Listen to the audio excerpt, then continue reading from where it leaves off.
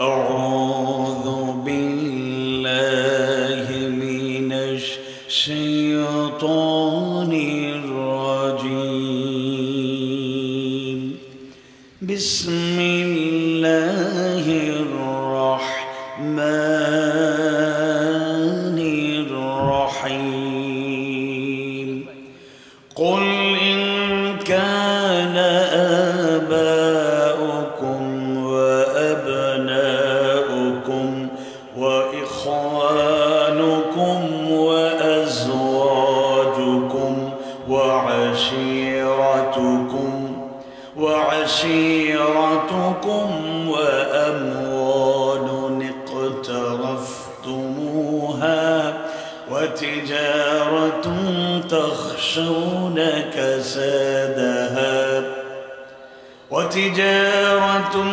تخشون كسادها ومساكن ترضونها أحب إليكم من الله ورسوله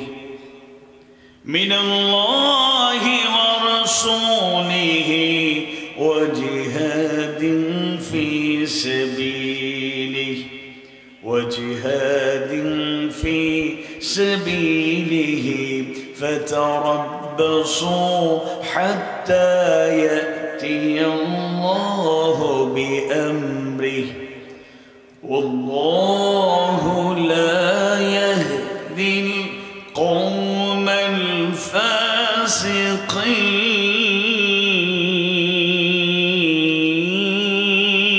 الفاسقين.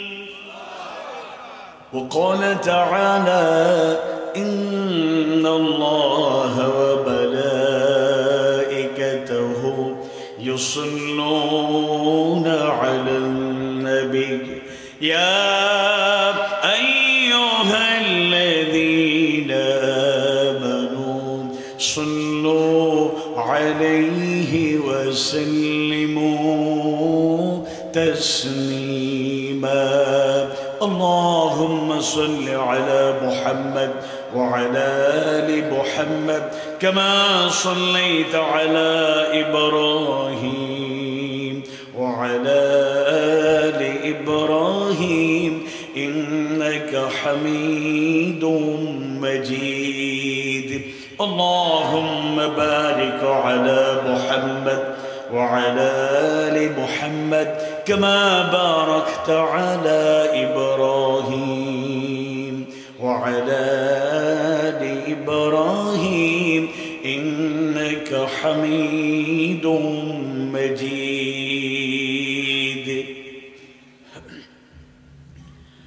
আল্লাহকে যারা বেসেছে ভালো দুঃখ কি আর তাদের থাকতে পারে, দুঃখ কি আর তাদের থাকতে পারে।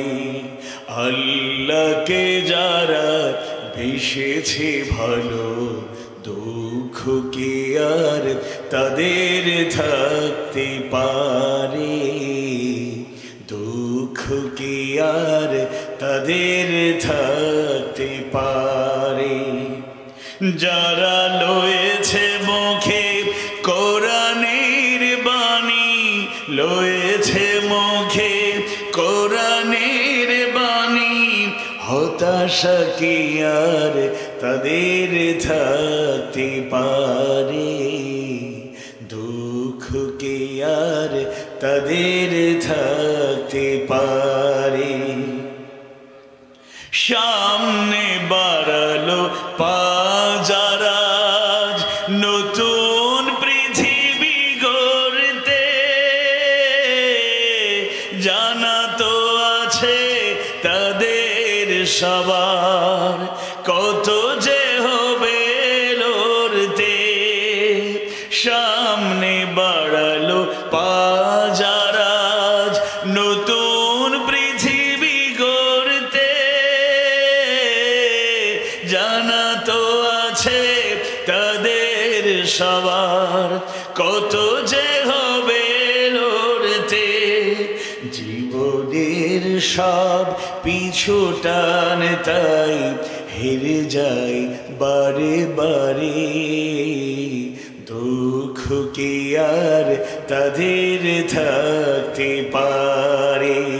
আল্লাহকে যারা বেসেছে ভালো, দুঃখ কি আর তাদের থাকতে পারে? দুঃখ কি আর তাদের থাকতে পারে? মায়ের আদর, বোনের হাসি, সংসার সুখ, প্রিয়ার মুখ, সব ছেড়ে চলে অজানার পথে। শত বেদনার স্মৃতি বয়ে যায়, মুখে যোদ্ধার হাসি। মায়ের আদর, বোনের হাসি, সংসার সুখ, প্রিয়ার মুখ, সব ছেড়ে চলে অজানার পথে। শত বেদনার স্মৃতি বয়ে যায়, মুখে যোদ্ধার হাসি। জীবন বাজি রেখেছে যে তারা, মরণ দিয়েও সুখ আনবে আনবে ভাগা মাসনাদে রশেদার সেরা যুগ। জীবন বাজি রেখেছে যে তারা, মরণ দিয়েও সুখ আনবে আনবে ভাগা মাসনাদে রশেদার সেরা যুগ। শহীদি মিছিল চলে সম্মুখে, রুখবে কে আজ তারে? দুঃখ কে আর তাদের থাকতে পারে? আল্লাহকে যারা বেসেছে ভালো, দুঃখ কে আর তাদের থাকতে পারে? দুঃখ কি আর তাদের থাকতে পারে? হতাশা কি আর তাদের থাকতে পারে? রব্বি জিদনি ইলমা, রব্বি ইশরাহ লি সাদরি ওয়া ইয়াসসির লি আমরি ওয়াহলুল উকদাতাম মিন লিসানি ইয়াফকাহু কওলি। বাংলাদেশের ঐতিহ্যবাহী জেলা, অন্যতম শ্রেষ্ঠ জেলা, শিক্ষা দীক্ষা ইতিহাস ঐতিহ্য যে জনপদের সুনাম সুখ্যাতি পৌঁছে দিয়েছে সর্বত্র, কুষ্টিয়ার কবুরহাট হাইস্কুল ময়দানে আয়োজিত ঐতিহ্যবাহী সংগঠন ইসলামী সমাজ কল্যাণ পরিষদ কবুরহাট কর্তৃক আয়োজিত 3 দিন ব্যাপী 17তম ঐতিহাসিক তাফসীরুল কোরআন মাহফিলের দ্বিতীয় রজনীর সমাপনী অধিবেশনের মুহতারাম সভাপতি, নন্দিত আলেমে দ্বীন, ইসলামী চিন্তাবিদ মাওলানা সাইফুদ্দিন আহমদ সাহেব হাফিজাহুল্লাহ তাআলা প্রধান অতিথি হিসেবে বক্তব্য রেখেছেন গণমানুষের প্রিয় নেতা, ইসলামী আন্দোলনের অন্যতম রাহবার, এই জনপদের তৌহিদ প্রিয় মানুষের প্রেরণের স্পন্দন অধ্যাপক ফরহাদ হুসাইন হাফিজাহুল্লাহ তাআলা। অত্যন্ত গুরুত্বপূর্ণ তাফসীর পেশ করেছেন বাংলাদেশ মাজলিসুল মুফাসসিরিন কুষ্টিয়া জেলার মুহতারাম সভাপতি, নন্দিত আলেমে দ্বীন, ইসলামী গবেষক হাফেজ মাওলানা জুলফিকার আলী সাহেব হাফিজাহুল্লাহ তাআলা। আজকের দ্বিতীয় রজনীর গুরুত্বপূর্ণ মেহমান, ইসলামী স্কলার, শিক্ষাবিদ ডক্টর মাওলানা নুরুল আমিন জাসিম সাহেব হাফিজাহুল্লাহ তাআলা, আমন্ত্রিত উলামায়ে কেরাম, আমন্ত্রিত অতিথিবৃন্দ, সাংবাদিক বন্ধুগণ, মিডিয়া ব্যক্তিত্বগণ, প্রশাসনের বিভিন্ন পর্যায়ের দায়িত্বশীল ব্যক্তিবর্গ, পিতৃতুল্য সম্মানিত মুরব্বীবৃন্দ, সন্তানতুল্য স্নেহাস্পদ শিশু কিশোর বৃন্দ, দেশ এবং জাতির ভবিষ্যৎ কর্ণধার, ফিউচার লিডার, তরুণ যুবক ছাত্র ভাইয়েরা, পর্দার আড়ালে খাদিজা রাদিয়াল্লাহু আনহা, ফাতিমা রাদিয়াল্লাহু আনহা, আয়েশা সিদ্দিকা রাদিয়াল্লাহু আনহার উত্তরাধিকারী মুমিনা মা এবং বোনেরা, মঞ্চে, প্যান্ডেলে, রাস্তাঘাটে ঘাটে, বাড়ি ঘরে, দূর দূরান্ত থেকে যারা আমার কথাগুলো শুনছেন, সোশ্যাল মিডিয়ার মাধ্যমে দেশ এবং প্রবাস থেকে যে যেখান থেকে আমার কথাগুলো শুনছেন, শুনবেন, দেখছেন, দেখবেন, মুমিন মুমিনা সবার প্রতি আন্তরিক কৃতজ্ঞতা, শুকরান, জাযাকুমুল্লাহ খায়রান। অমুসলিম ভাই বোনেরা, আমার কথাগুলো যারা শুনছেন, শুনবেন, তাদেরকেও ব্যক্তিগত পক্ষ থেকে, আয়োজকদের পক্ষ থেকে অভিনন্দন জানাচ্ছি। Thanks, welcome, congratulation. আমরা দৃঢ়ভাবে বিশ্বাস করি, আমরা যে কোরআন থেকে, হাদিস, সুন্নাহ থেকে কথা বলি, যদিও অনেকেই মনে করে এটা শুধু মুসলমানদের জন্য, মুমিন মুমিনাদের জন্য এই কথা বলা, কিন্তু এটা একটা মিসকনসেপশন, একটা ভুল ধারণা অনেকের মধ্যেই বদ্ধমূল। আসলে নিরপেক্ষভাবে বিশ্লেষণ করলে, গভীরভাবে চিন্তা করলে এটা আমরা ফিল করতে পারবো, বুঝতে পারবো, উপলব্ধি করতে পারবো যে কোরআনের এই কথাগুলো, হাদিস সুন্নাহর কথাগুলো, ইসলামের সৌন্দর্যগুলো আমরা যে কোনো মানুষ হিসাবে, যে কোনো ধর্মের লোকও সকল কথা সবার জন্য প্রযোজ্য না হলেও কিছু কিছু কথা হয়তো আমরা শিক্ষণীয় হিসাবে গ্রহণ করতে পারবো ইনশাআল্লাহ। আল্লাহর খাস মেহেরবানি, দীর্ঘ এক যুগেরও বেশি সময় এই ময়দান শূন্য ছিল। অনেক অনুষ্ঠান হয়তো হয়েছে, কিন্তু তাফসিরুল কোরআন মাহফিলের আয়োজন করা সম্ভব হয়নি। আল্লাহ তাআলা আমাদেরকে অক্লান্ত পরিশ্রম করে আমাদের অত্যন্ত শ্রদ্ধেয় এবং প্রিয় ব্যক্তিত্ব কাজী আব্দুস সালাম হাফিজাহুল্লাহ তাআলা, ইসলামের সমাজ কল্যাণ পরিষদ কবুরহাট কুষ্টিয়ার সেক্রেটারি, যিনি আমাকে আন্তরিকভাবে দাওয়াত করেছেন এবং নিয়মিত সমন্বয় করে যোগাযোগ রাখার চেষ্টা করেছেন এবং আন্তরিক মেহমানদারির জন্য যতটুকু করা দরকার সব কিছু করেছেন। ওনাদের অক্লান্ত পরিশ্রমে আজকে দীর্ঘদিন পর আজকের মাহফিলটি আমরা করতে পারছি। রব্বুল আলামিনের দরবারে শুকরিয়া আদায় করছি, পড়ছি আলহামদুলিল্লাহ।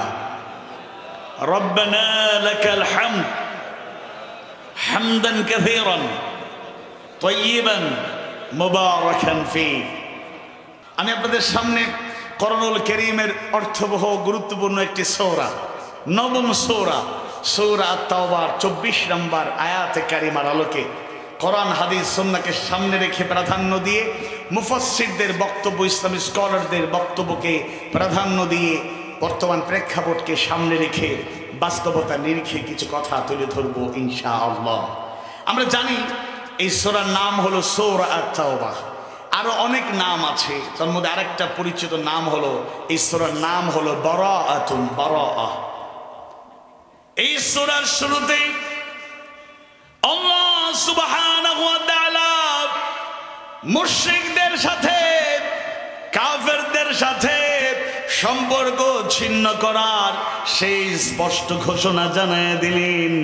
যেমন আল্লাহ তাআলা শুরুতেই জানায় দেন, বারাআতুম মিনাল্লাহি ওয়া রাসূলিহি ইলাল্লাযীনা আহাদতুম মিনাল মুশরিকিন। সম্পর্ক ছেদের ঘোষণা আল্লাহ তাআলা জানিয়ে দিলেন। তাই কারো কারো মন্তব্য হলো বারাআতুন, সূরার নাম হলো বারাআহ। আর প্রসিদ্ধ যে নামটা সূরা তাওবা, এই সূরার নামকরণের ইতিহাস আশা করি আমাদের জানা।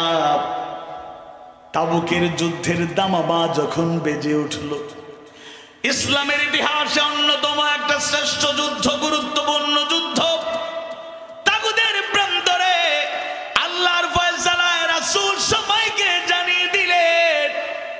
সাহাবায়ে কেরাম আল্লাহর রাসূলের ঘোষণার পরে প্রস্তুতি গ্রহণ করলেন এবং তাবুকের প্রান্তরে রওনা হয়ে গেলেন। একটু গাফলতির কারণে পেছনে পড়ে গেলেন আল্লাহ রাসূলের তিনজন প্রিয় সাহাবী, মুরারা বিন রাবি, কাব বিন মালিক, হিলাল বিন উমাইয়া রাদিয়াল্লাহু আনহুম। তারা যুদ্ধে অংশগ্রহণ করতে পারেন নাই। যুদ্ধ যখন শেষ হয়ে গেল, অংশগ্রহণ না করার কারণে তাদের উপরে পানিশমেন্ট চলে আসলো, শাস্তি জানায়া দেওয়া হলো। আল্লাহ রাসূল সবাইকে জানায়া দিলেন এই তিনজনের উপর শাস্তি হলো তাদের সাথে কথাবার্তা বলা বন্ধ। যে আল্লাহ রাসূলের সাথে সাহাবীরা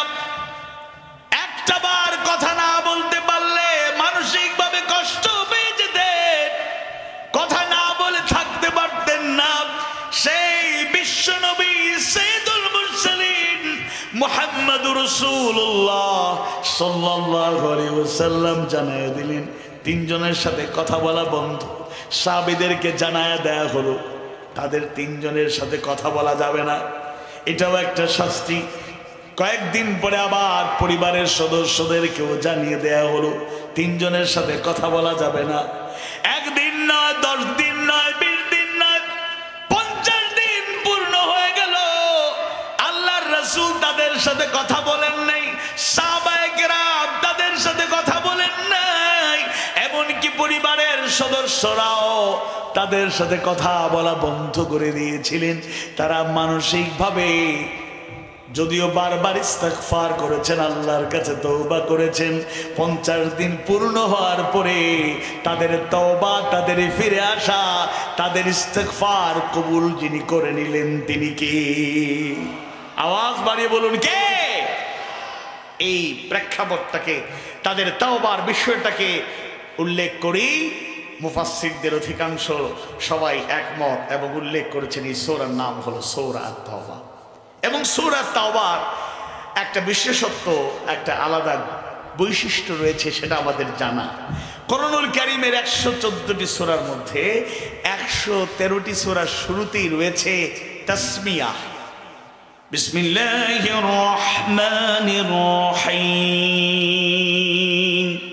113টা সূরার শুরুতেই তাসমিয়া, বিসমিল্লাহির রহমানির রহিম এর মাধ্যমে সূরার সূচনা হয়েছে, শুরুতে এটা উল্লেখ করা হয়েছে। কিন্তু ব্যতিক্রম হলো নবম সূরা, সূরা আত-তাওবা, যেটা শুরুতে বিসমিল্লাহ সংযুক্ত করা হয়নি। আমরা শুরুতে বিসমিল্লাহ পড়তে পারবো না, এটা নিষেধ। তবে হ্যাঁ, মধ্য জায়গা থেকে কেউ যদি তেলাওয়াত শুরু করতে চায় তাহলে তাউদ, আউযু বিল্লাহি মিনাশ শাইতানির রাজীম এবং তাসমিয়া বিসমিল্লাহির রহমানির রহিম দুটো পড়তে পারবে, শুরুতে পড়তে পারবে না। কেন পড়া যাবে না? কোন কোন মুফাসসিররা বলেছেন সূরা আত-তাওবা সূরা আনফালেরই পরিশিষ্ট। আবার কেউ কেউ বলেছেন যেহেতু শুরুতেই কঠিন একটা সিদ্ধান্ত, মুশরিকদের সাথে সম্পর্ক ছিন্ন করার মতো ঘোষণা আল্লাহ তাআলা দিয়েছেন, তাই সূরার শুরুতে বিসমিল্লাহর মতো বরকতপূর্ণ আল্লাহর নামে এটা শুরু করা হয় নাই। তবে ইমাম রাজি রাহিমাহুল্লাহ সবচেয়ে সুন্দর এবং চমৎকার ব্যাখ্যা করেছেন, অভিমত দিয়েছেন। তিনি বলেছেন যেহেতু আল্লাহ জানান নাই, রাসূলও বিসমিল্লাহ উল্লেখ করেন নাই, তাই সংযোজন করা হয় নাই। সুবহানাল্লাহ। সূরা আত-তাওবা নবম সূরা 24 নম্বর আয়াত কারিমায় আল্লাহ সুবহানাহু ওয়া তাআলা অত্যন্ত গুরুত্বপূর্ণ হেদায়েত আমাদেরকে জানায়া দিলেন। আউযু বিল্লাহি মিনাশ শাইতানির রাজীম, বিসমিল্লাহির রহমানির রহিম। কুল ইন কানা আবাউকুম ওয়া আবনাউকুম وإخوانكم وأزواجكم وعشيرتكم وأموال اقترفتموها وتجارة تخشون كسادها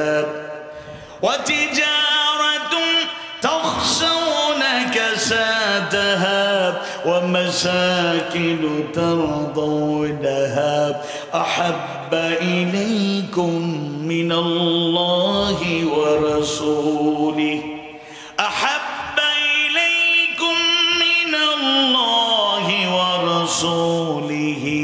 وجهاد في سبيله فتربصوا حتى يأتي الله بأمره والله لا يهدي القوم الفاسقين।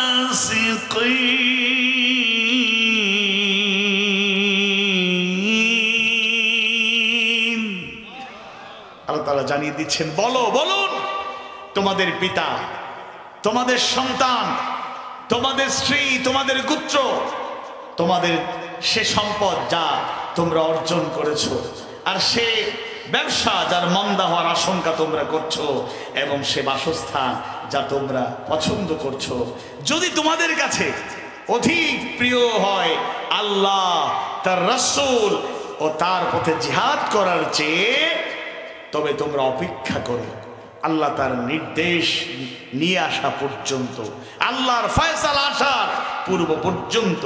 আর আল্লাহ ফাসিক সম্প্রদায়কে হেদায়াত দান করেন না, নাউযুবিল্লাহ। এই আয়াতে কারিমায় আল্লাহ সুবহানাহু ওয়া তাআলা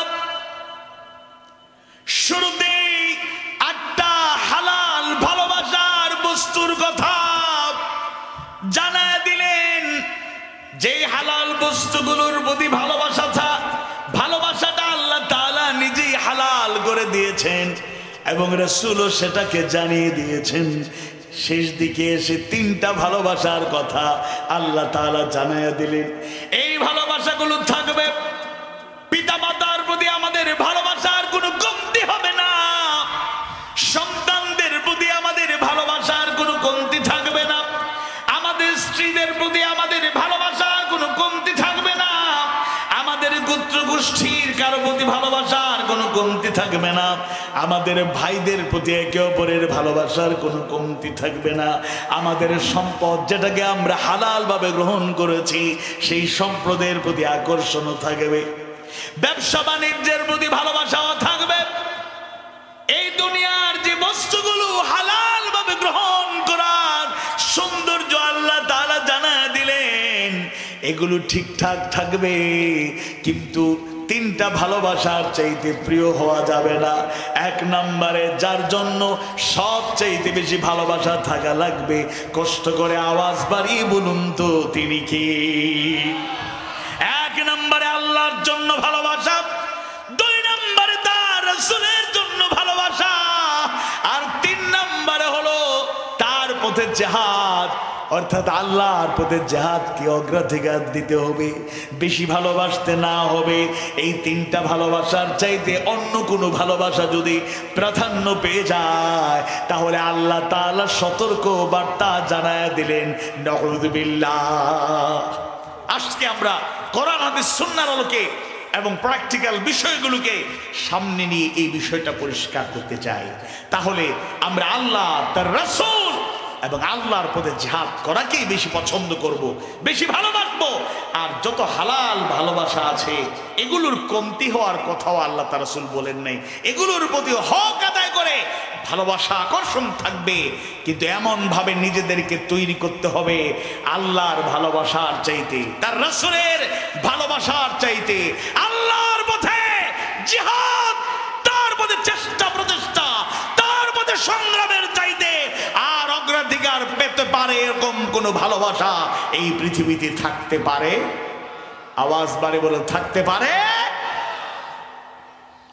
সম্মানিত উপস্থিতি, নিঃসন্দেহে এই আয়াতে কারিমাটি আমাদের জন্য অত্যন্ত গুরুত্বপূর্ণ, অত্যন্ত গুরুত্বপূর্ণ, অত্যন্ত শিক্ষণীয়। সেই বিষয়টিকে আজকে আমরা উপলব্ধি করার চেষ্টা করব ইনশাআল্লাহ। আব্বা আম্মার প্রতি আমাদের ভালোবাসাটা স্বাভাবিক, আল্লাহ তাআলা অগণিত আয়াতে কারিমার মাধ্যমে সেই নির্দেশনা জানিয়ে দিয়েছে।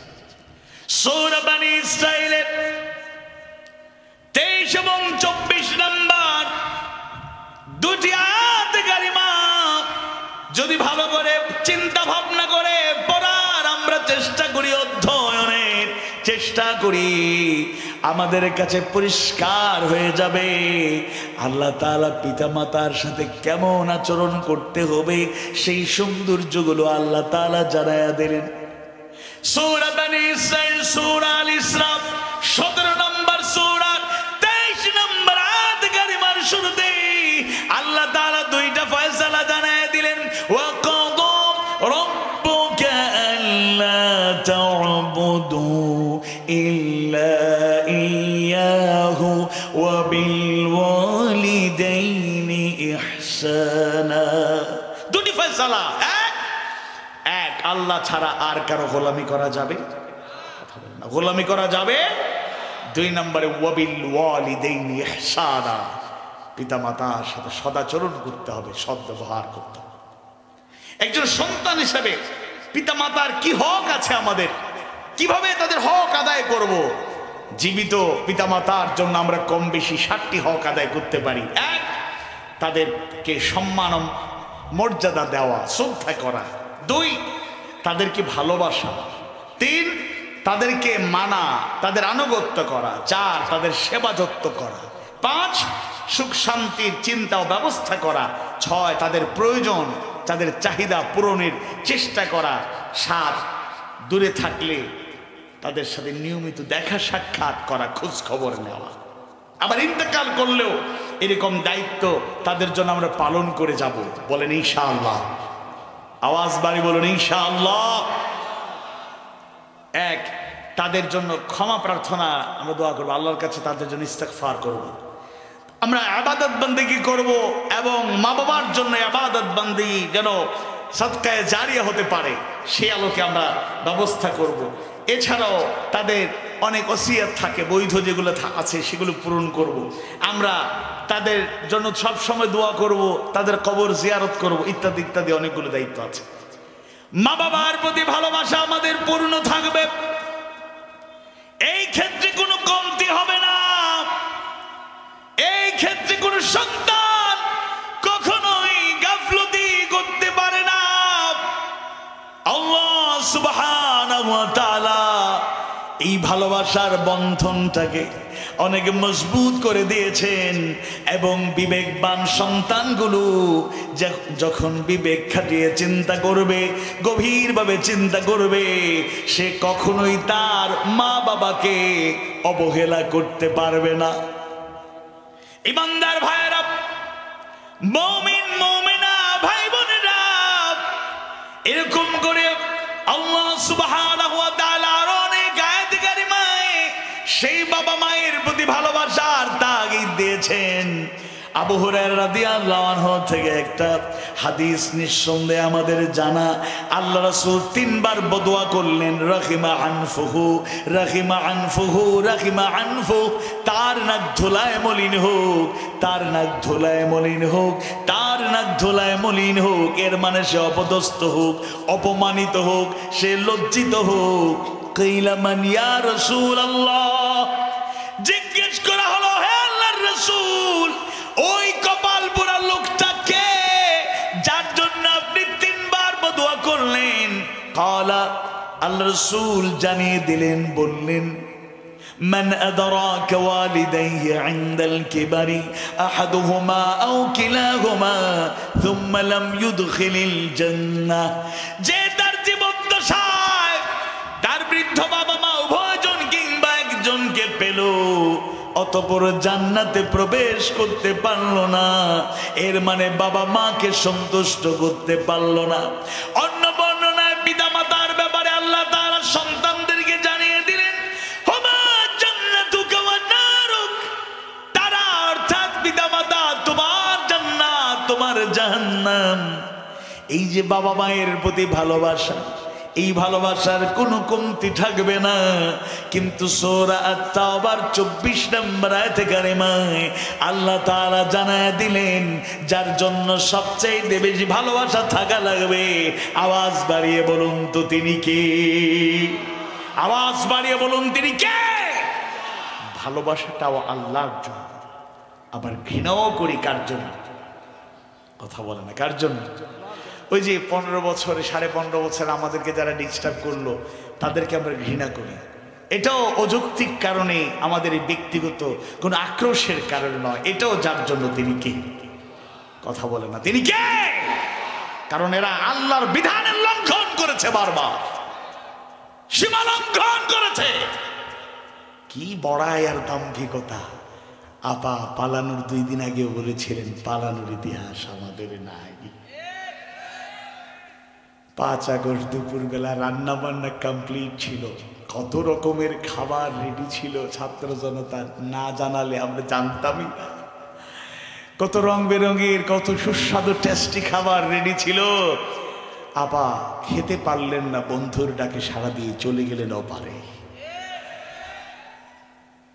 দুপুরবেলা 45 মিনিটের রেড সিগন্যাল পাওয়ার পরে যখন যাত্রা শুরু করলেন হেলিকপ্টার যোগে, ভিডিও ভাইরাল, সোশ্যাল মিডিয়ায় ভাইরাল, ইলেকট্রনিক মিডিয়ায় নিউজ আসতে শুরু করেছে, তখন আম জনতা বলা বলির আগে তাদের দলীয় নেতা কর্মীরা বলা বলি শুরু করে দিয়েছিল, আপা চলে গেল, বলে গেল না। এটা এমনি হয় নাই। এই যে ঘৃণাটা মানুষ প্রকাশ করছে, মানুষ ছাত্র জনতা রাজপথ থেকে বিরতি দিয়েছিল, কিন্তু 5 ফেব্রুয়ারি আবার নেমে গেল। 6 মাস পূর্ণ হতে না হতে আবার নামতে হলো, কারণ আপার ভাষণ ছাত্র জনতা এবং আপামর জনতার কলিজা আগুন ধরিয়ে দিয়েছে। ভালোবাসি আল্লাহর জন্য, আবার ঘৃণাও করব আল্লাহর জন্য, দান করব আল্লাহর জন্য, আবার দান করা থেকে বিরত থাকবো আল্লাহর জন্য। সেই হাদিসটা কারো অজানা নয়, আল্লাহ রাসূল জানিয়ে গেলেন, শিখিয়ে গেলেন, মান আহাব্বা লিল্লাহি ওয়া আবগাদা লিল্লাহ ওয়া আ'তা লিল্লাহি ওয়া মানআ লিল্লাহ ফাকাদ ইসতাকমালাল ঈমান।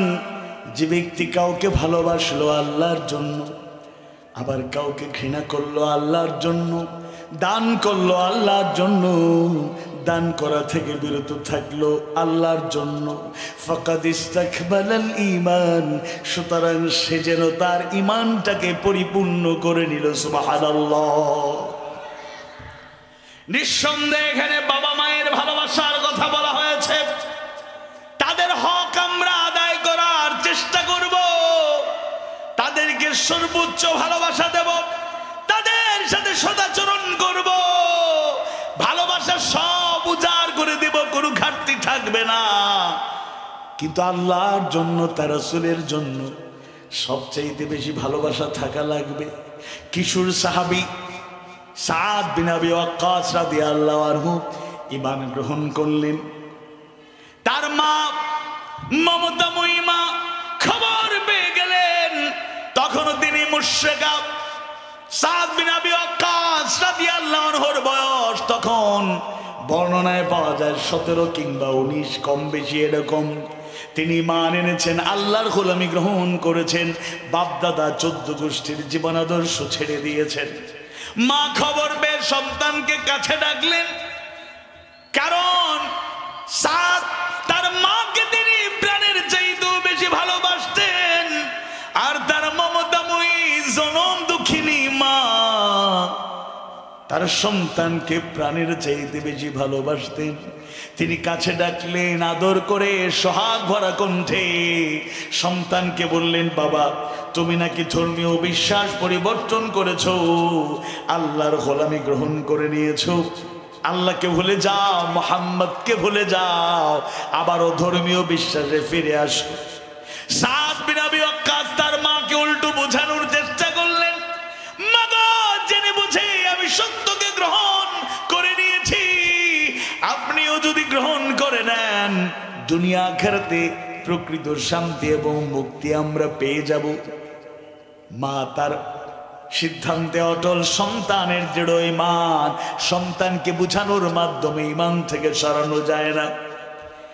এক পর্যায়ে মা যখন দেখলেন সন্তানের এই দৃঢ় ঈমান, ঈমানের পথ থেকে তাকে সরানো যায় না, তখন তিনি সন্তানকে আঘাত করেন নাই, নির্যাতন করেন নাই, ত্যায্যপুত্র করেন নাই, ঘর থেকে বের করে দেন নাই। কারণ ওই সময় ঈমান আনার কারণে অনেক সাহাবী নির্যাতিত হয়েছেন, সম্পদ থেকে বঞ্চিত হয়েছেন, ঘর বাড়ি থেকে বের করে দেওয়া হয়েছে, অনেককেই আঘাত করা হয়েছে, রক্তাক্ত করা হয়েছে, এমনকি শাহাদাতের পেয়ালা তাদেরকে পান করতে হয়েছে। সাদ বিন আবি ওয়াক্কাস রাদিয়াল্লাহু আনহুর মা, তিনি এরকম কোনো কিছুই করলেন না, ব্যতিক্রম একটা পরীক্ষায় তাকে ফেলে দিলেন। সেই পরীক্ষা ছিল ভালোবাসার পরীক্ষা। সন্তানকে জানায়া দিলেন, প্রিয় সাদ শোনো, যতদিন না পর্যন্ত তুমি আল্লাহকে ভুলে যাবে, মুহাম্মদকে ভুলে যাবে, আল্লাহর গোলামি যতদিন না বন্ধ করবে, বাপ দাদার ধর্মীয় বিশ্বাসে যতদিন না ফিরে আসবে, আমি খাওয়া দাওয়া করব না। খাওয়া দাওয়া বন্ধ করে দিলাম, পানি পান পর্যন্ত বন্ধ করে দিলেন, রোদের মধ্যে পড়ে থাকেন। একদিন যায়, 2 দিন যায়, 3 দিন অতিবাহিত হচ্ছে। সাদ তার মাকে এই অবস্থা থেকে ফেরাতে চান, আর মা তার সিদ্ধান্তে অটল, যতদিন না তুমি আল্লাহ তার রাসূলকে ভুলবে, আল্লাহর গোলামি ছেড়ে দেবে, খাওয়া দাওয়া করব না, পানি পান করব না, রোদে পড়ে থেকে দুনিয়ার থেকে বিদায় হয়ে যাব। সাদ বিন আবি ওয়াক্কাস 3য় দিন অতিবাহিত হচ্ছে, মাকে বোঝাতে পারেন না। আবার মায়ের জন্য আবার মন খারাপ হয়ে গেল, কারণ মায়ের অবদান কখনোই ভুলে থাকার মতো নয়। মায়ের অনেক অবদান তার জীবনে রয়েছে। এবার তিনি কঠিন পরীক্ষায় পড়ে গেলেন। চোখের সামনে মায়ের মুমূর্ষু অবস্থা, প্রাণ যায় যায় অবস্থা। আল্লাহ রাসূলের দরবারে হাজির হয়ে গেলেন। ইয়া রাসূলুল্লাহ, ইয়া হাবিবাল্লাহ, কঠিন পরীক্ষায় পড়ে গিয়েছি। খুলে বললেন কি সমস্যা, জানিয়ে দিলেন, সব কিছু খুলে বললেন। আর বললেন, ইয়া রাসূলুল্লাহ, জীবন দিতে পারবো, আল্লাহ তার রাসূলকে ছাড়তে পারবো না।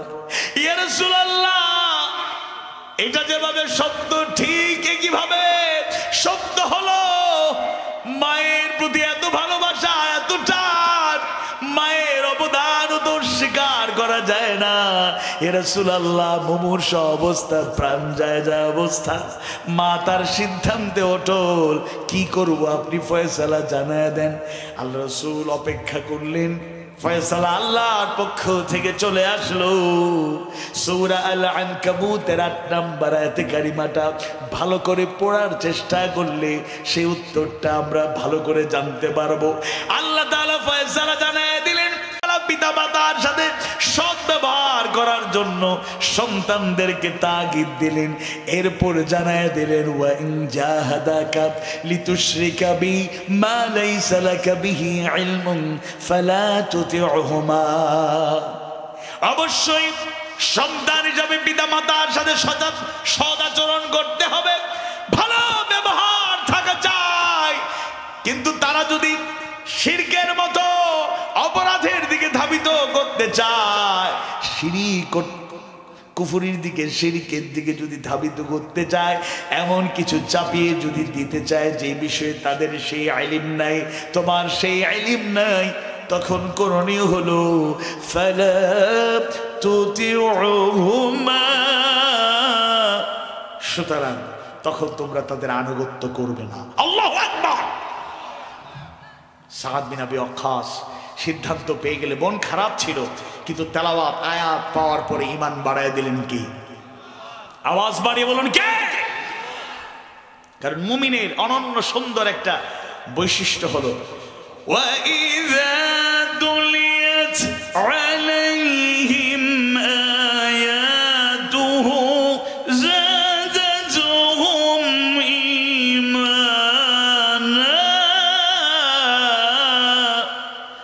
যখন তাদের সামনে কোরআনের তেলাওয়াত হয়, তাদের ঈমান বেড়ে যায়। আল্লাহু আকবার। সাদ বিন আবি ওয়াক্কাস ফয়সালা পেয়ে গেলেন, আয়াত নাজিল হয়ে গেল, ঈমান বেড়ে গেল। চলে গেলেন তার মায়ের সামনে। মুসলিম শরীফ সহ অনেক হাদিসের কিতাবে বর্ণনা পাওয়া যায়। মায়ের সামনে হাজির হয়ে গেলেন সাদ বিন আবি ওয়াক্কাস রাদিয়াল্লাহু আনহু। তিনি মায়ের সামনে দাঁড়িয়ে যে কথাগুলো বলেছিলেন, কিয়ামত পর্যন্ত ঈমানদার যারা, মুমিন মুমিনা যারা, ঈমান কেমন মজবুত হওয়া লাগে তার উজ্জ্বল দৃষ্টান্ত তিনি রেখে দিলেন। আল্লাহু আকবার। সাদ বিন আবি ওয়াক্কাস মায়ের সামনে দাঁড়িয়ে যে ঘোষণাগুলো দিলেন, মা হয়তো তাকে দেখে ভাবছিলেন সন্তান ফিরে এসেছে, মনে হয় সে তার ভুল বুঝতে পেরেছে, এবার সে হয়তো ফিরে আসবে।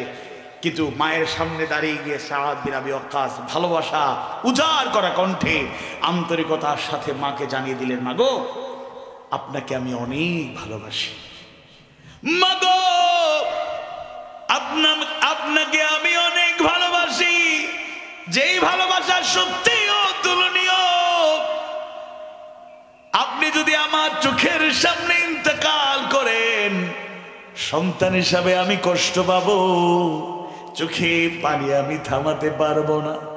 আপনাকে সত্যি আমি অনেক ভালোবাসি, কিন্তু মা শুনে রাখুন, আপনাকে অনেক ভালোবাসি, এই কথাটা যেভাবে সত্য ঠিক সেইভাবে এই কথাও মহাসত্য। আল্লাহ তার রাসূলকে এর চাইতে অনেক অনেক বেশি ভালোবাসি। সুবহানাল্লাহ। ওয়াল্লাহি আল্লাহর কসম করে বলি মা, আপনি যদি চোখের সামনে ইন্তেকাল করেন, পৃথিবী থেকে বিদায় নেন, সন্তান হিসাবে অন্তরে কষ্ট পাবো, চোখের পানি থামাতে পারবো না। তবে একবার নয়, শতবার হাজারবার আপনার মৃত্যু আমি অবলোকন করতে পারবো।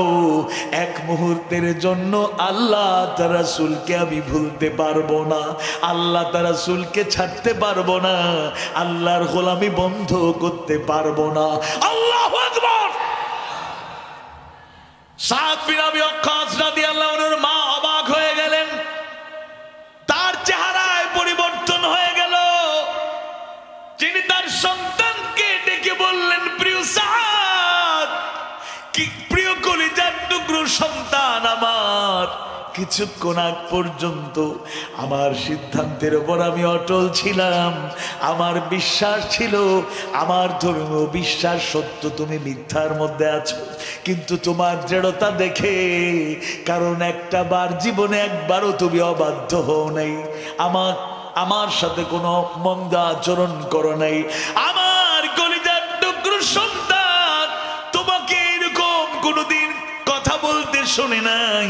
তোমার দৃঢ়তা দেখে এবার আমার মনে হচ্ছে আমি ভুলের মধ্যে আছি, তোমার সিদ্ধান্ত সঠিক। সাদ, আর দেরি করতে চাই না, আমায় নিয়ে চলো মহানবীর কাছে, বিশ্ব নবীর কাছে, সাইয়্যিদুল মুরসালিন মুহাম্মদুর রাসূলুল্লাহ সাল্লাল্লাহু আলাইহি ওয়াসাল্লামের কাছে। আমি ঘোষণা দেব, লা ইলাহা ইল্লাল্লাহু মুহাম্মাদুর রাসূলুল্লাহ সাল্লাল্লাহু আলাইহি ওয়াসাল্লাম। আবার সন্তানের প্রতি ভালোবাসার নজির এই ঘটনাতেও পাওয়া যায়। সন্তানের জন্য ভালোবাসা থাকাটা এটাও একটা বড় দায়িত্ব। 18 নম্বর সূরা, সূরা আল কাহফের শুরুতেই আল্লাহ তাআলা জানায়া দেন, আল মালু ওয়াল বানুনা জিনাতুল হায়াতিদ দুনিয়া।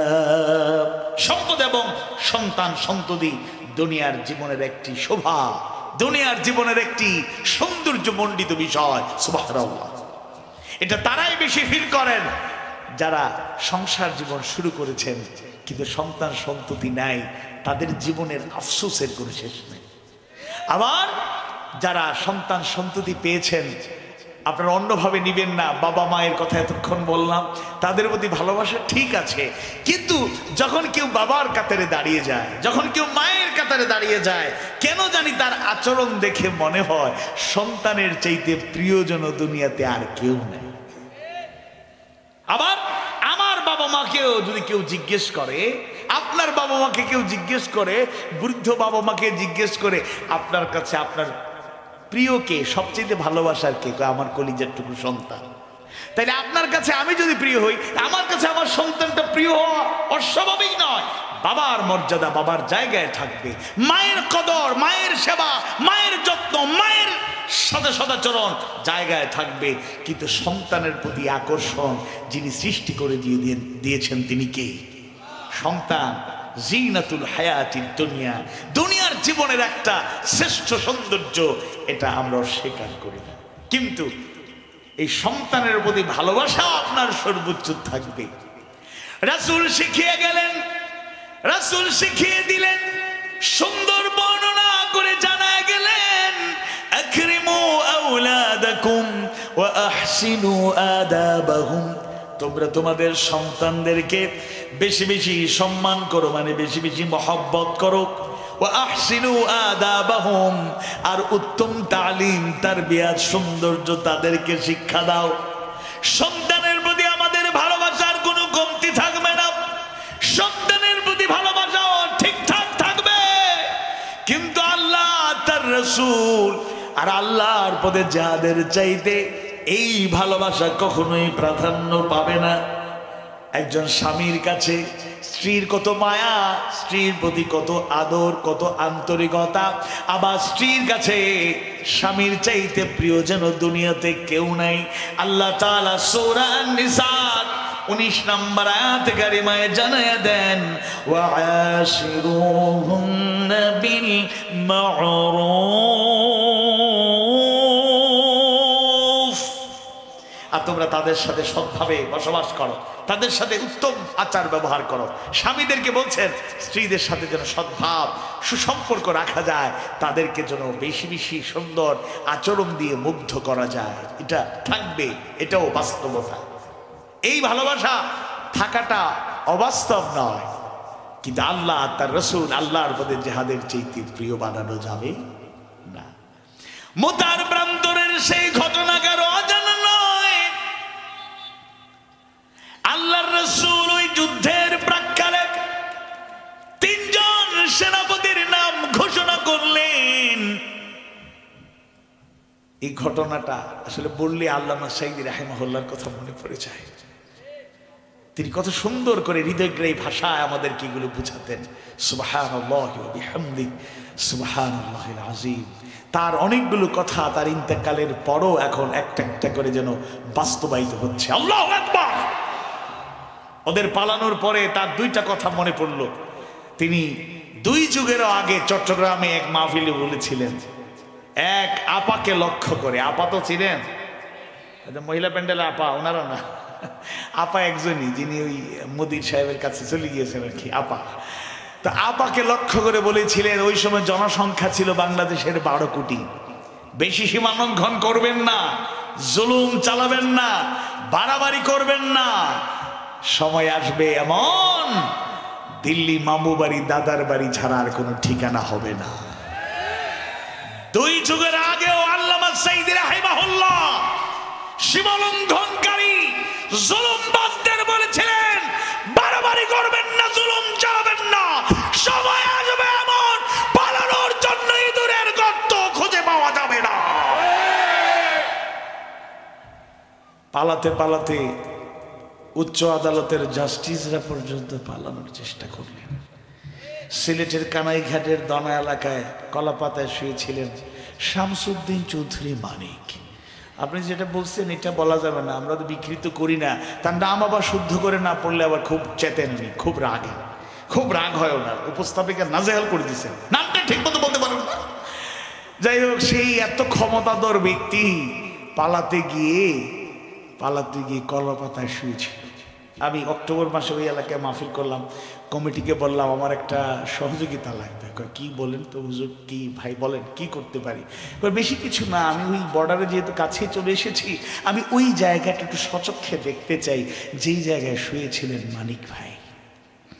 তারা আমাকে নিয়ে গেল মোটরসাইকেলে, যাওয়া ছাড়া কোনো ওয়ে ছিল না। গেলাম, গিয়ে দেখে আসলাম। আর ওই স্থানটা দেখার পরে বললাম আলহামদুলিল্লাহ, আলহামদুলিল্লাহ আলা কুল্লি হাল। ফয়সালা কার? জাস্টিসের চেয়ারে বসে ইনজাস্টিস হয়েছে, জাস্টিসের চেয়ারে বসে ইনজাস্টিস হয়েছে, জাস্টিসের চেয়ারে বসে ইনজাস্টিস হয়েছে। তার পরিণতি ভোগ করতে হচ্ছে। এখনো পুরোপুরি ভোগ করা যাচ্ছে না, হচ্ছে না। ইনশাআল্লাহ আল্লাহ চাইলে পুরোপুরি সেটা আপনারা ভোগ করেই দুনিয়া ছাড়বেন। চট করে ঢুকতে চাইছিলেন, ঢুকেন নাই তো, আপনি ঢুকবেন। আপা, আপনাকে সম্মান দিয়ে নিয়ে আসা হবে। আইন আমরা হাতে তুলে নেব না, প্রয়োজনে নতুন আইন আর তৈরি করা লাগবে না। আপনারা জুলুম চালানোর জন্য যে ট্রাইব্যুনাল গঠন করেছিলেন, জুলুম চালানোর জন্য যে আইনগুলো তৈরি করেছিলেন, আপনাদের পানিশমেন্টের জন্য ওই আইনগুলোই যথেষ্ট হবে।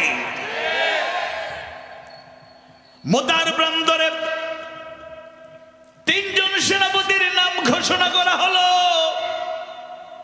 পরিবার থেকে বিদায়ের জন্য জাফর বিন আবি তালিব রাদিয়াল্লাহু আনহু পরিবারের কাছ থেকে দোয়া নিলেন, বিদায় নিলেন, রওনা হয়ে গেলেন। পিছন থেকে একটা পর্যায়ে আবেগ আপ্লুত হয়ে স্ত্রী আর সন্তানরা কাঁদতে শুরু করলো, ডাকতে শুরু করলো। সন্তানদের প্রতি মায়ার কমতি ছিল না, প্রিয়তমা স্ত্রীর জন্য ভালোবাসার কমতি ছিল না, যার কারণে তাদের কাছ থেকে বিদায় নিলেন, দোয়া দিয়ে গেলেন, দোয়া নিয়ে গেলেন। কিন্তু যখন আল্লাহর রাসূলের আনুগত্য গ্রহণ করে জিহাদের ময়দানে চলে যেতে হবে। তিনটা ভালোবাসা অগ্রাধিকার দিয়ে জাফর বিন আবি তালিব রাদিয়াল্লাহু আনহু রওনা হয়ে গেলেন। পিছনে পিছনে স্ত্রীরা হাঁটে আর কান্দে, বাচ্চারা কান্নাকাটি করে। জাফর বিন আবি তালিব রাদিয়াল্লাহু আনহু একটা বারের জন্য পিছনে তাকায়া দেখতে চান নাই কারা কাঁদে। আল্লাহু আকবার। তরুণ আব্দুল্লাহ বিন রাওহা রাদিয়াল্লাহু আনহু বিয়ে করেছেন মাত্র, স্ত্রীর সাথে এখনো দেখা হয় নাই, আজ দেখা হবে। এমন অবস্থায় সেনাপতির নাম ঘোষণা করা হলো। আবার আল্লাহ রাসূল বললেন, যাও পরিবারের কাছ থেকে বিদায় নিয়ে আসো। এসে দেখেন স্ত্রী তেলাওয়াত করছেন, সালাম দিয়ে পরিচয় দিলেন। বাড়ির বাহির থেকে ঘরে ঢোকেন নাই। সেই ঘটনাগুলো আপনাদের জানা। স্ত্রী চেয়েছিলেন, শেষ আবেদন করেছিলেন, আপনাকে আমি ভালোবাসা দেখাবো না, আন্তরিকতা দেখাবো না, শুধু আপনার চেহারাটা একটা বার আমি দেখতে চাই, যেন জান্নাতে আপনাকে চিনে নিতে পারি। আব্দুল্লাহ বিন রাওহার ঈমান কেমন মজবুত! আল্লাহর প্রতি তার ভালোবাসা, রাসূলের প্রতি তার ভালোবাসার কোনো কমতি ছিল না, এবং আল্লাহর প্রতি জিহাদকে এত বেশি প্রাধান্য দিলেন। জিহাদের ময়দানে রওনা হয়ে গেলেন। স্ত্রীকে শেষ কথা এই কথা বলে চলে গেলেন, দেখা সাক্ষাতের দরকার নাই, যার জন্য জিহাদের ময়দানে যাচ্ছি তিনি যদি শহীদ হিসেবে কবুল করে নেন, জান্নাতে তিনি আমাদের পরিচয় করায় দিবেন। সুবহানাল্লাহ। ইমানদার ভাইরা, মুমিন মুমিনা ভাই বোনেরা, তাই আল্লাহ তার রাসূল আর আল্লাহর পথে জিহাদকে, ইসলামী আন্দোলনকে যারা অগ্রাধিকার দেয়, নিঃসন্দেহে দুনিয়ার ভালোবাসার বস্তুগুলোর কদর তারা করে, কিন্তু আল্লাহ তার রাসূল এবং আল্লাহর পথে জিহাদের চাইতে তাদের কাছে প্রিয় কোনো বস্তু আর নাই। আল্লামা সাইয়্যিদি রাহিমাহুল্লাহ 50টা বছর তার হৃদয়গ্রাহী ভাষায় প্রাণবন্ত কত চমৎকার ভাবে তিনি তাফসীর করেছেন, যার তাফসীর শুনলে রাসূলের সেই হাদিসটা বারবার মনে পড়ে যায়, ইন্না মিনাল বায়ানি লাসিহরান, নিশ্চয়ই কোন কোন বক্তৃতায় আছে জাদুর প্রভাব। সুবহানাল্লাহ। 50টা বছর টেকনাফ থেকে তেতুলিয়া, রূপসা থেকে পাথুরিয়া, শুধু বাংলাদেশ নয় পৃথিবীর 50টা দেশে সফর করে তিনি কোরআনের বয়ান, হাদিস, সুন্নাহর বর্ণনা, ইসলামের সৌন্দর্য কোটি কোটি মানুষের কর্ণকুহরে তিনি পৌঁছে দিলেন। লক্ষ লক্ষ মিসগাইডেড, পথ হারা, দেশে হারা, দিগ্ভ্রান্ত লোকেরা হেদায়েতের আলোয় আলোকিত হলো। হাজারো মুসলিম ইসলামের মধ্যে চলে আসলো, ইসলামকে জীবনাদর্শ হিসেবে তার জন্য গ্রহণ করে নিল। সেই কোরআনের পাখি, বিশ্বনন্দিত মুফাসসির আবার জীবনের শেষ লগ্নে 13টা বছর জুলুমের মুখোমুখি ছিলেন। একটা মুহূর্তের জন্য আল্লাহ তার রাসূল আর আল্লাহর পথে জিহাদকে তিনি পেছনে ঠেলে দেন নাই। সুবহানাল্লাহ। তার সামনে লোভনীয় প্রস্তাব নিয়ে আসা হয়েছে, একবার নয় একাধিকবার মুক্তির আশ্বাস দেওয়া হয়েছে। বলা হয়েছে মুক্ত করে দেয়া হবে, মুক্ত বিহঙ্গের মতো দুনিয়ায় বিচরণ করবেন, আপনার জন্য কোনো আর বাধা থাকবে না। শুধু একটা শর্ত মেনে নিন, যাদের সাথে আছেন তাদের সাথে সম্পর্ক ছিন্ন করুন, প্রয়োজনে নতুন একটা ইসলামী দল করুন, প্রধান হয়ে যান, সাপোর্ট দেব, প্রয়োজনে ক্ষমতার অংশীদার হয়ে যান, আপনাকে পাশে টেনে নেব। কিন্তু আল্লামা সাইয়্যিদি রাহিমাহুল্লাহ বারবার এই প্রশ্নের জবাবে হাসি মুখে মুচকি হাসি দিয়া জবাব দিয়েছেন, আমার রায়টা হলো কি? যাবজ্জীবন কারাদণ্ড। এটা তো কোনো ব্যাপার নয়, রায় পাল্টে যদি আপনারা ফাঁসির রায় দিয়ে দেন, কার্যকর করতে চান, হাসি মুখে ফাঁসির মঞ্চে যেতে পারবো। হক পথ যেটা গ্রহণ করেছি এক মুহূর্তের জন্য ছেড়ে দেয়া যাবে না। আল্লাহু আকবার। যারা প্রকৃত ইমানদার হয়ে যায়, যারা প্রকৃত মুমিন মুমিনার কাতারে শামিল হয়ে যায়, এরা হাসি মুখে ফাঁসির মঞ্চে জীবন দিয়ে শাহাদাতের পেয়ালা পান করতে জানে, এরা রক্ত দিতে জানে, এরা হাত হারাতে জানে, পা হারাতে জানে, চোখ হারিয়ে অন্ধত্ব বরণ করে ওই দিনের মধ্যে টিকে থাকতে পারে। ভয়ে ভীত হয়ে জালিমের সামনে মাথা নত করে ঈমান বিক্রি করে মুনাফিক কাপুরুষের মতো জীবন তারা চায় না।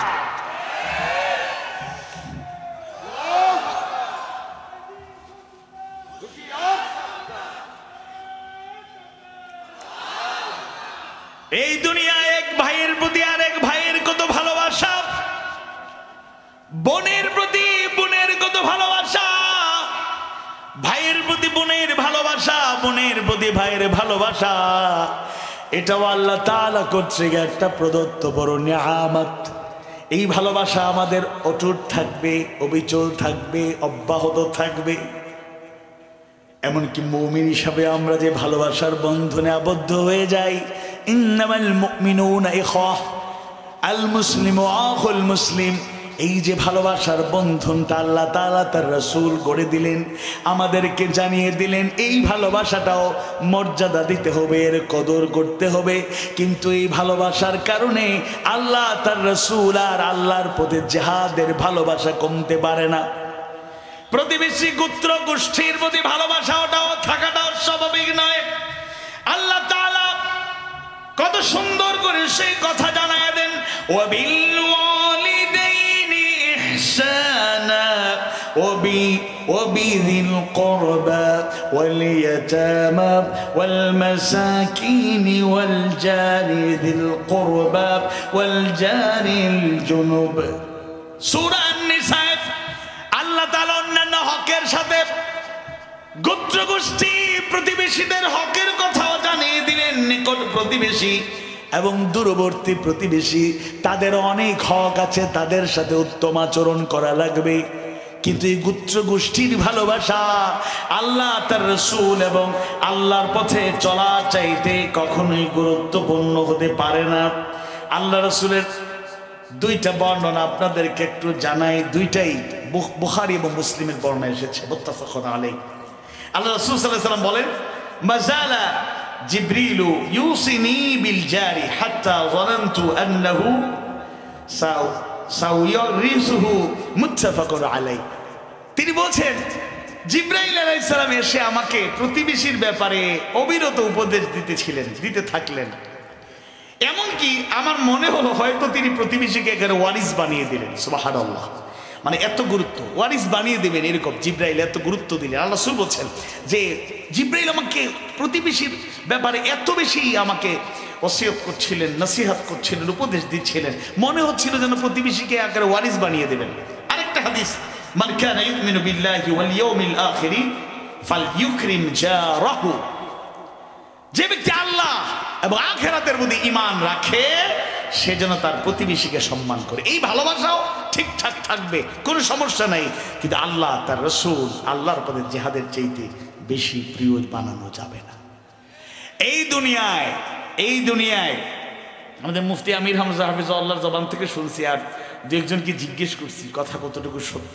কোনো জুলুম চালানো ঠিক না, কিন্তু অবৈধভাবে যারা বিভিন্ন সময়ে অবৈধভাবে সম্পদের প্রাচীর রচনা করেছে, যেমন আমাদের কুষ্টিয়ার এক বড় নেতা, নাম আর নিলাম না, শুনলাম 5 আগস্টের পরে নাকি তার সৌন্দর্যমণ্ডিত সেই অনেক প্রাসাদকে গুড়িয়ে দেওয়া হয়েছে।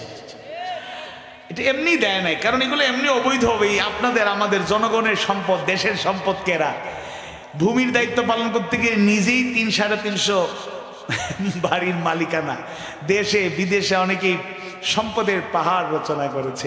আমাদের বাংলাদেশের একজন অলির কথা বলি, মানে অলি না ঠিক, তার শব্দটা ব্যবহার হয় নেগেটিভলি হয়, এরপরে শব্দটা সুন্দর, দরবেশ।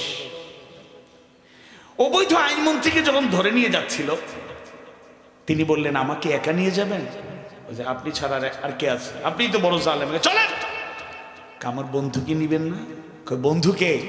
কই যে সালমান এফ রহমান। সালমান এফ রহমান কই? ফাইজলামি করেন? এই কি সালমান এফ রহমান? সাদা ধবধবে দাড়ি, কত সুন্দর মানুষ। তিনি আহলে হাদিসের এক প্রোগ্রামে বলেছিলেন, আমি সহি হাদিস ছাড়া কিছু মানি না। সহি হাদিসে কি দাড়ি কাটার কোনো হাদিস আছে? নাউজুবিল্লাহ। তো প্রশাসন লোক বলছে, এই সালমান এফ রহমানে তো দাড়ি কাটা লোক, দাদা বাবুর মতো মনে হচ্ছে, হেতেই পালানোর জন্য এই কাম করছে। এরা দেখতে কি সুন্দর লেবাসে দরবেশ হয়ে গিয়েছিল, কিন্তু বাংলাদেশের সম্পদ, মানুষের এবং জনগণের সম্পদ, দেশের সম্পদ লুণ্ঠন করে, লুটপাট করে যারা সম্পদের পাহাড় রচনা করেছে, 10 জনের তালিকা করলে তার নাম শীর্ষে থাকবে, কোন সন্দেহ নাই। দুনিয়ার এই মালের প্রতি ভালোবাসা থেকে যায়। 34 নম্বর সূরা সাবার 35 নম্বর আয়াত কারিমায় আল্লাহ সুবহানাহু ওয়া তাআলা জানায় দেন, ওয়া ক্বালু নাহনু আকসারু আমওয়ালান ওয়া আওলাদা ওয়া মা নাহনু বিমুআযাবিন।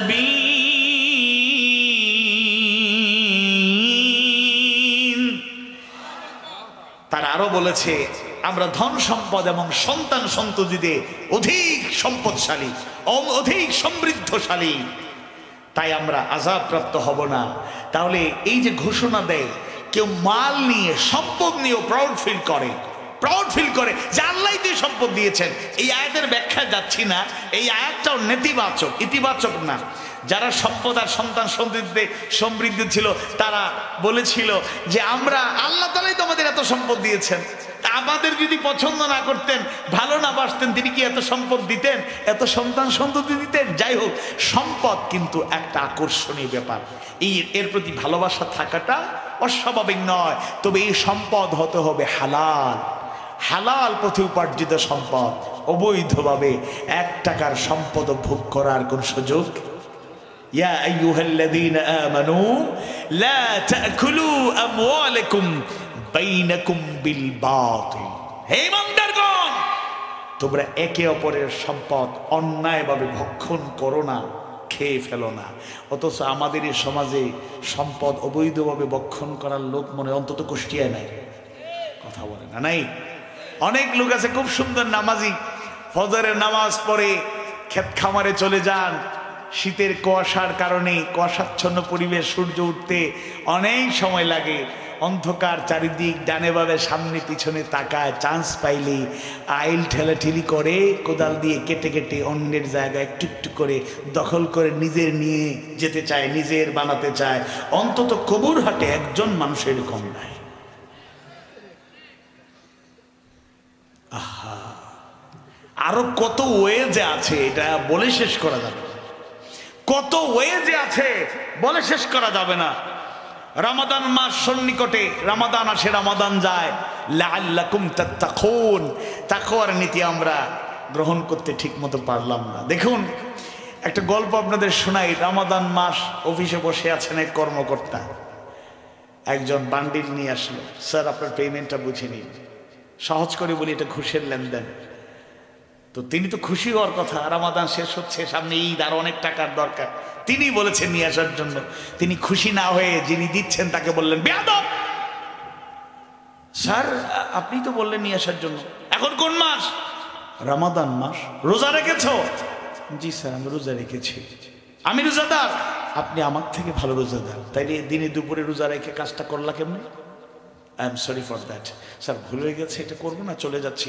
দরজার কাছাকাছি চলে গেছে, এই শোনো, অনেক দূর থেকে কষ্ট করে এসেছো, ঠিক আছে ড্রয়ারে রেখে দাও, ইফতারের পরে দেখবো। তাহলে রোজা রাখা অবস্থায় ঘুষ খাওয়া হারাম, ইফতারের পর কি হালাল হয়ে যায়? আরো আস্তে বলুন, আওয়াজ বাড়িয়ে বলুন, হারাম সবসময় হারাম, হারাম সবসময় হারাম। অথচ আজকে অনেকেই সম্পদের পাহাড় রচনা করেছি, মানুষের উপর জুলুম চালিয়ে, অবিচার চালিয়ে মানুষের সম্পদ আমরা কলা কৌশল করে, ক্ষমতা খাটিয়ে সেটাকে ভোগ করছি। এই সম্পদ হালাল ভাবে যদি হয় তাহলে ভালোবাসা রাখবেন, আল্লাহ নির্ধারিত পথে, রাসূলের দেখানো পথে ব্যয় করবেন, সম্পদ আহরণ করবেন, এতে কোনো সমস্যা নেই। দেখুন আল্লাহ তাআলা জানায় দেন সূরা আল জুমআ 10 নম্বর আয়াতে কারিমায়, ফাইযা وسيروا في الأرض وابتغوا من فضل الله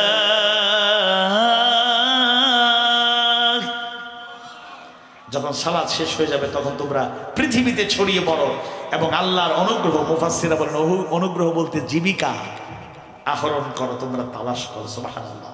এখানে উত্তম জীবিকা, উত্তম উপায় উপকরণ হলো ওই সময়ও ছিল ব্যবসা, তিজারা, বিজনেস। এখনো এই ব্যবসা বাণিজ্য এটা আছে না? নাই, আছে। দেখুন রাসূলের একটা হাদিস, আত-তাজিরু সুদুকুল আমিন মা'আন নাবিয়্যিন ওয়াস-সিদ্দিকিন ওয়াশ-শুহাদা।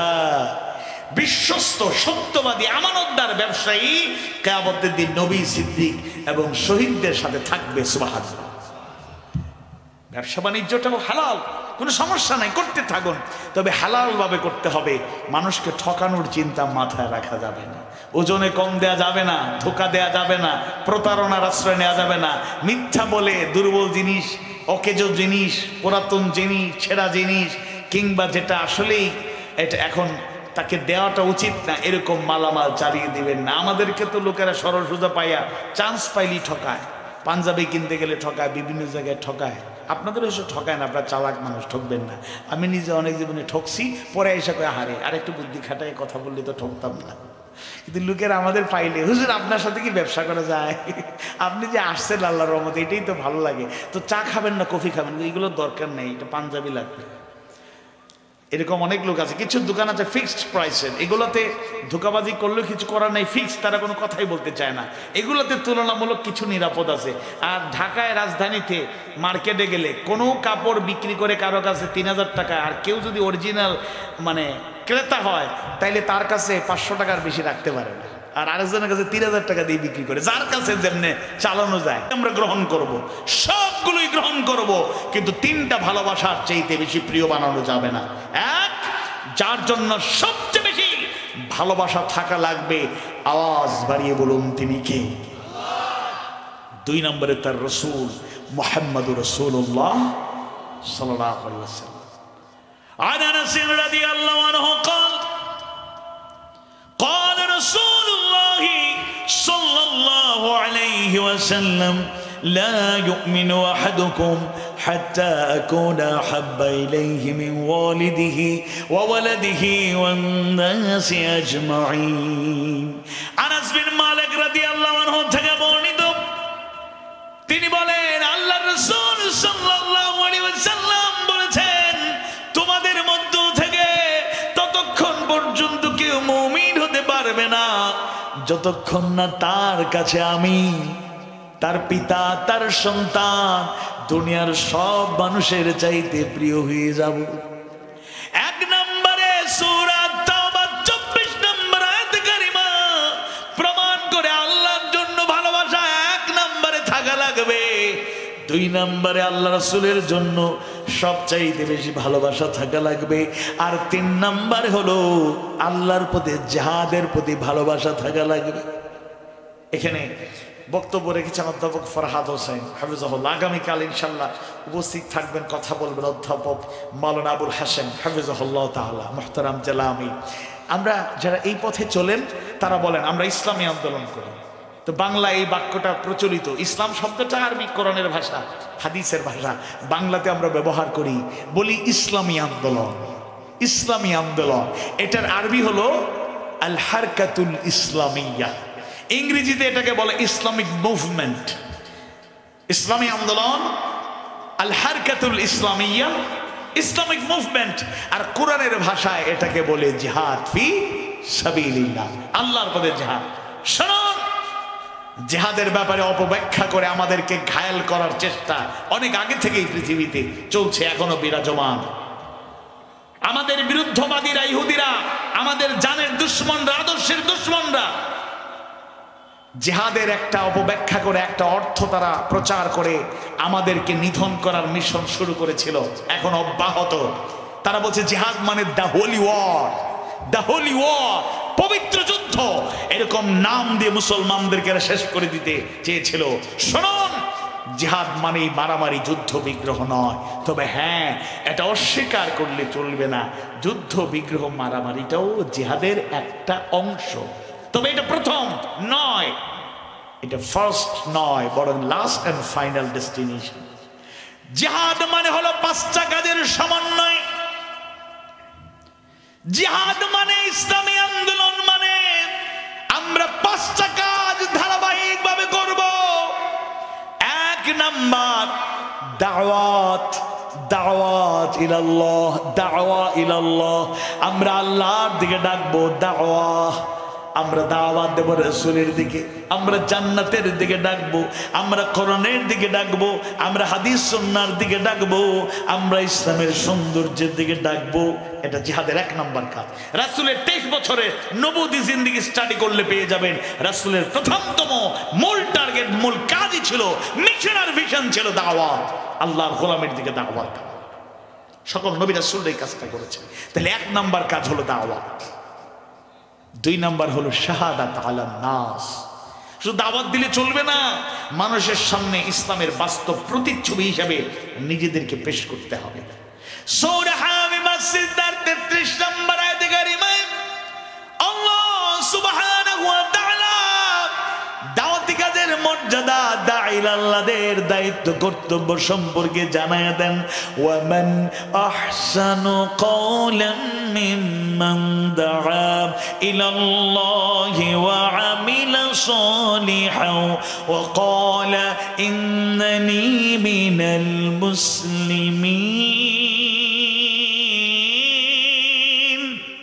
আর তার কথার চাইতে উত্তম কথা আর কারো হতে পারে যে মানুষকে আল্লাহর দিকে ডাকে, শুধু ডাকে না, ওয়া আমিলা সালিহা, আমল সালেহ করে নিজেও সেই কাজটা করিয়ে দেখায়। আপনারা অন্যভাবে নেবেন না, আমরা বড় বড় কথা বলি, বড় বড় কথা বলি। 54 বছর থেকে বাংলাদেশে রাজনীতিবিদরা কত স্বপ্ন দেখালেন আর কত বক্তৃতা দিলেন। ওই দুর্নীতি মুক্ত বাংলাদেশ গড়ে তুলতে চাই, নিজেই দুর্নীতির মহা নায়ক রাজপুত্র। সন্ত্রাস মুক্ত জনপদ গড়ে তুলতে চাই, নিজেরাই সন্ত্রাসের গডফাদার। আবার এরকম মঞ্চ পেলে আমরাও জিহাদের ডাক অনেকেই দিয়ে দিই, কিন্তু বাস্তব জীবনে যদি মানুষ জানতে চায় তাহলে দেখা যায় বক্তৃতা বয়ান শুনলে মনে হয় কেন্দ্রীয় মজলিসে শোরার সদস্য, আর বাস্তব জীবনে খোঁজ খবর নিলে দেখা যায় কেন্দ্রীয় সহযোগী সদস্য ঠিক মতো হয়নি।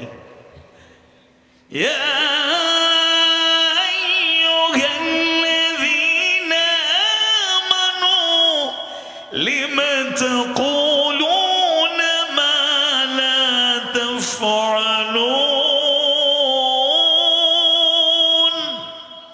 এই বান্দারগণ, তোমরা যারা ঈমান এনেছো, লিমা তাকুলুন, কেন এমন কথা বলো, মা লা তাফআলুন, যে নিজে করো না। এজন্য আমরা জিহাদ করতে চাই। 1 নম্বরে দাওয়াত দেব, মানুষের কাছে দ্বীনের প্রসার ঘটাবো, পৌঁছে দেব মানুষদেরকে কোরআনের সেই কথাগুলো, হাদিস সুন্নাহর কথাগুলো। রাসূল যেটা শিখিয়ে গেলেন, জানিয়ে গেলেন, বাল্লিগু আন্নী ওয়ালাউ আয়া, আমার পক্ষ থেকে একটা আয়াত জানলে পৌঁছে দাও। এটা জিহাদের 1 নম্বর কাজ। 2 নম্বরে প্র্যাকটিক্যাল লাইফে নিজে একজন মুজাহিদ হিসেবে, নিজে একজন আদর্শের বাস্তব প্রতিচ্ছবি হিসেবে নিজেদেরকে তুলে ধরতে হবে। 3 নম্বরে হলো আল আমরু বিল মারুফ ওয়ান নাহি আনিল মুনকার, সৎ কাজের আদেশ, অসৎ কাজের নিষেধ। 4 নম্বর হলো ইকামাত দ্বীন, দ্বীনকে কায়েম। আকিমুস সালাহ আকামুস সালাহ ওয়া ইউকিমুনাস সালাহ ওয়া আকিমিস সালাতা লিযিকরি। 82 বার আল্লাহ তাআলা সালাতের ব্যাপারে তাগিদ জানায়া দিলেন। অধিকাংশ জায়গাতেই নামাজ কায়েমের কথা বললেন। নামাজ আমরা কায়েমের চেষ্টা না করলেও আদায়টাকে ফরজ মনে করি। সূরা শুরার 13 নম্বর আয়াতে কারিমায় আল্লাহ তাআলা জানায়া দিলেন, আন আকিমুদ্দিন ওয়া লা তাতাফাররাকু ফীহি। তাহলে আকিমুস সালাহ বলার কারণে নামাজকে কায়েমের চেষ্টা না করলেও নামাজটাকে তো ফরজ মনে করি। তাহলে আকিমুদ্দিন বলার কারণে দিন কায়েম কেন ফরজ হবে না? ব্যক্তি জীবন থেকে রাষ্ট্রীয় আন্তর্জাতিক পরিমণ্ডলেও দিনকে কায়েম করতে হবে। আবার সর্বশেষ জিহাদের যে কাজটা, সেটা হচ্ছে কিতাল ফি সাবিলিল্লাহ। এই দেখেন, মারামারি ফাইট কিন্তু আছে। কিতাল মানে হলো ফাইট, লড়াই। জিহাদ মানেই লড়াই না, তবে জিহাদের একটা স্তর, একটা স্টেপ হলো লড়াই করা। হারবুন অর্থ যুদ্ধ, জিহাদ মানে যুদ্ধ না, তবে যুদ্ধটা জিহাদের একটা অংশ। মক্কার 13টা বছর, বিশেষ করে প্রকাশ্যে দাওয়াত শুরু হওয়ার পর হিজরত পর্যন্ত 10টা বছর আল্লাহর রাসূলকে তায়েফে রক্ত দিতে হয়েছে। শিয়াবে আবু তালিব আল্লাহর রাসূল আর সাহাবীদেরকে কারাবরণ করতে হয়েছে, বন্দী থাকতে হয়েছে। একটা পর্যায়ে মক্কা ছেড়ে মদিনায় চলে গিয়েছেন, ঘোষণা দিয়ে কোনো যুদ্ধ ওই সময় হয় নাই। কিন্তু মদিনায় যাওয়ার পরে আল মদিনাতুল মুনাওয়ারায় আল হুকুমাতুল ইসলামিয়া, ইসলামিক স্টেট কায়েম হয়ে গেল, ইসলামী সমাজ বিনির্মাণ হয়ে গেল। দ্বিতীয় হিজরতে আল্লাহ তাআলা বদরের প্রান্তরে যাওয়ার সিদ্ধান্ত জানিয়ে দিলেন। প্রস্তুতি নেই বললেই চলে, কম বেশি সৈন্য সংখ্যা আল্লাহ রাসূল সহ 313, ওরা 1000 অস্ত্র শস্ত্রে সজ্জিত। প্রস্তুতি মুসলমানদের, মুসলিম বাহিনীর নাই। আল্লাহর উপর তাওয়াক্কুল করে, ওয়া আলা রাব্বিহিম ইয়াতাওয়াক্কালুন, মুমিনরা আল্লাহর উপর ভরসা করে, আল্লাহর আনুগত্য ঠিক রেখে, রাসূলের আনুগত্য ঠিক রেখে বদরের প্রান্তরে প্রস্তুতি নেই বললেই চলে গেলেন। আল্লাহ সাহায্য করলেন, ফেরেশতারা পাশে দাঁড়ালেন। 70 জন কাফেরকে দুনিয়া থেকে বিদায় করে 70 জনকে ঘাট ধরে বন্দী করে বদরের প্রান্তরে বিজয় আসলো। সেই দিন আর ছাড় দেওয়া হয় নাই। এটা বাস্তবতা। মাক্কি যুগে যুদ্ধ হয় নাই, কিন্তু মাদানী যুগে হয়েছে।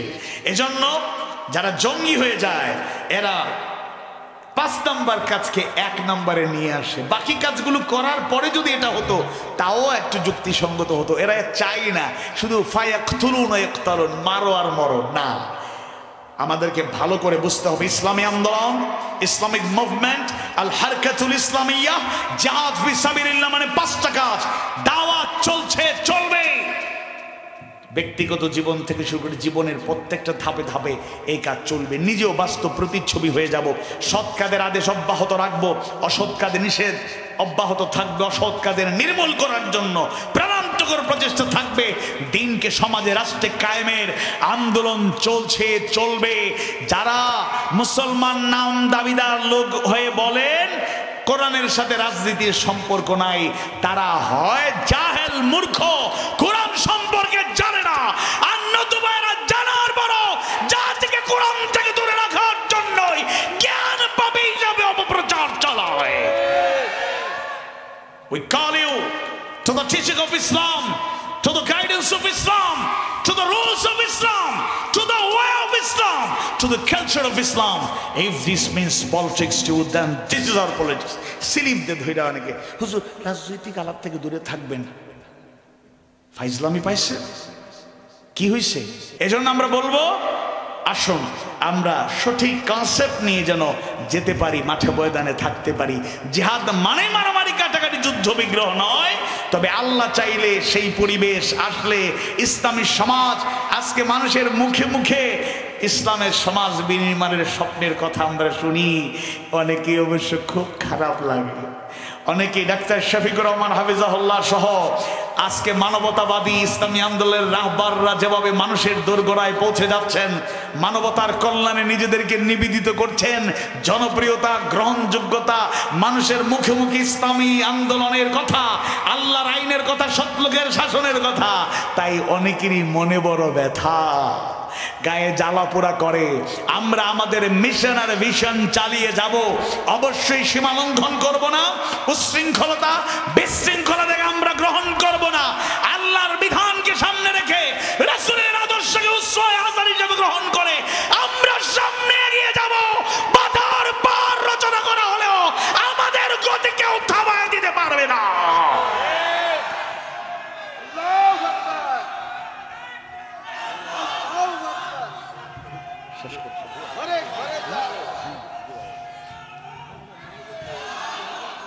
যে যাই বলুক, যে যাই করুক, মনে রাখবেন আমরা ছিলাম, আমরা আছি, আমরাই থাকবো, মুছে যাব না।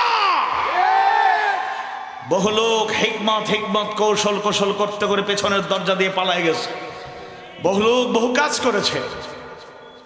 এক ছাত্র নেতা, যদিও বয়স 45-50 হবে আর কি, সেই ঢাকার একটা গুরুত্বপূর্ণ জনপদ দখলের যে ঘটনা শোনাইছে আর কি, জাতি হাসতে হাসতে একেবারে অবস্থা খারাপ।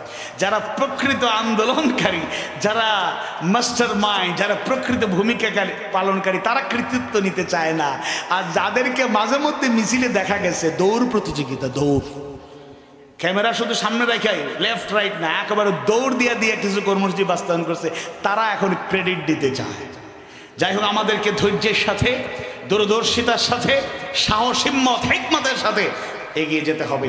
আমরা নবম সূরা আত-তাওবার 24 নম্বর আয়াতে কারিমার মাধ্যমে 8টি ভালোবাসার বস্তুর কথা জানলাম। পৃথিবীর সকল হালাল ভালোবাসাই আমাদের কাছে ভালোবাসা। সেটাকে কদর করতে হবে, সেটাকে গ্রহণ করতে হবে, সেটাকে সুন্দরভাবে আমাদের পরিচালনা করতে হবে, কোনো সমস্যা নেই। তবে সবচাইতে বেশি ভালোবাসা থাকতে হবে আল্লাহর জন্য, তার রাসূলের জন্য, এবং আল্লাহর পথে জিহাদ, আল্লাহর পথে চেষ্টা প্রচেষ্টা, এটার জন্য সবচেয়ে বেশি ভালোবাসা থাকতে হবে। আল্লাহ তাআলা বুঝার তৌফিক দিন। কথাবার্তা ভুল ত্রুটি হলে আল্লাহ তাআলা ক্ষমা করুন। আর শিক্ষণীয় যে কথাগুলো জবান থেকে বের হয়েছে, আল্লাহ তাআলা আমাদেরকে আমল করার তৌফিক দিন। আমিন ইয়া রাব্বাল আলামিন।